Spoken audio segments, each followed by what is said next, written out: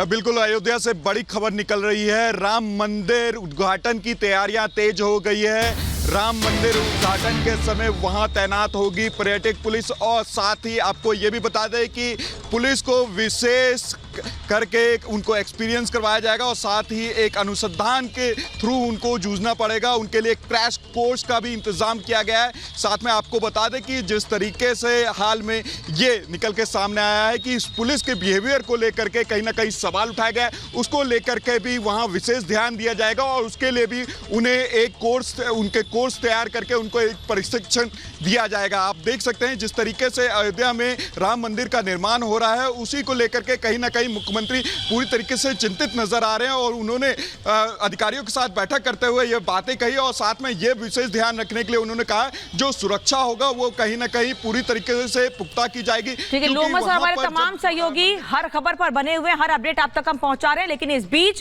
कांग्रेस नेता आचार्य प्रमोद कृष्णम ने अपने ही पार्टी के नेताओं से सवाल पूछा है, उन पर नाराजगी जाहिर की है। वो ये कह रहे हैं कि मेरी ही पार्टी के कुछ लोगों को मेरी वेशभूषा से दिक्कत है, मैं अपनी वेशभूषा और तिलक नहीं छोड़ सकता हूं। आचार्य प्रमोद कृष्णम ने ट्वीट किया है, उनका कहना है कि मेरी पार्टी के कुछ नेताओं को मेरी वेशभूषा से चिढ़ है। आचार्य प्रमोद कृष्णम इसके पहले भी अपनी पार्टी को लेकर कहते रहे हैं कि जो काम गलत है, कोई गलत कदम उठाया है, गलत बयान दिया है तो उस पर खुलकर बोलते रहे हैं। और अब आचार्य प्रमोद कृष्णम ने सोशल मीडिया पर यह बताया है कि उनकी ही पार्टी के नेताओं को उनकी वेशभूषा से चिढ़ है।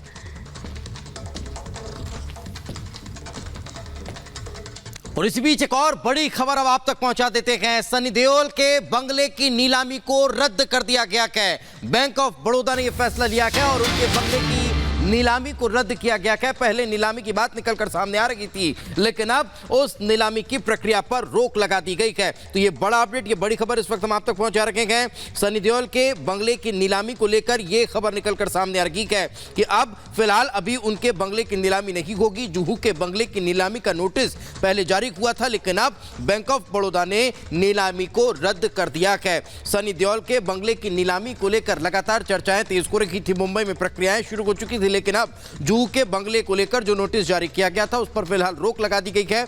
उस नीलामी की प्रक्रिया को रद्द कर दिया गया है।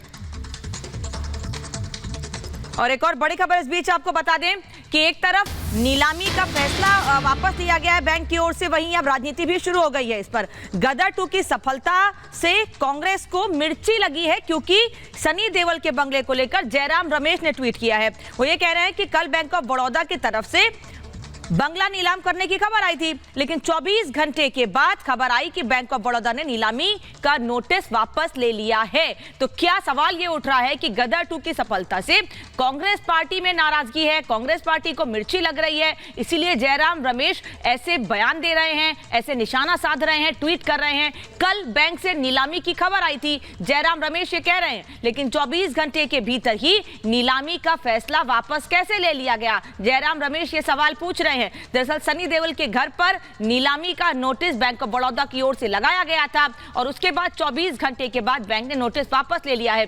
कहा यह जा रहा है किसी तकनीकी कारण की वजह से यह नोटिस वापस लिया गया है, लेकिन जयराम रमेश अब इस नोटिस को जो बैंक ने वापस लिया उस पर भी राजनीति कर रहे हैं।